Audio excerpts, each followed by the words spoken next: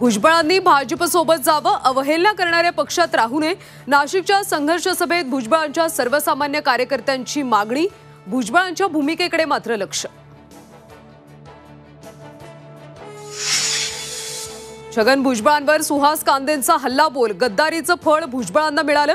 भुजबळ खरे असतील तर त्यांनी राजीनामा द्यावा, कांदेंचं आव्हान.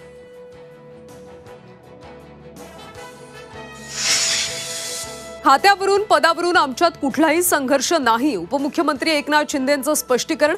खातं कुठचं मिळतं यापेक्षा महाराष्ट्राच्या जनतेला काय मिळणार याची चिंता असल्याचं वक्तव्य. महाविकास आघाडी अस्तित्वातच नाही. त्यांच्या नेत्यांनी एकमेकांना पाडण्याचं काम केलं. शिरसाटांचा विरोधकांवर निशाणा. बीड संतोष देशमुख हत्येप्रकरणी आणखी एक ताब्यात. विष्णू चाटेनं हत्येचा कट रचल्याचा आरोप. आतापर्यंत 4 आरोपी ताब्यात.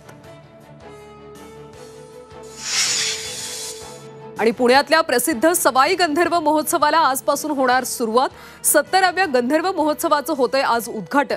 22 डिसेंबरपर्यंत रंगणार महोत्सव.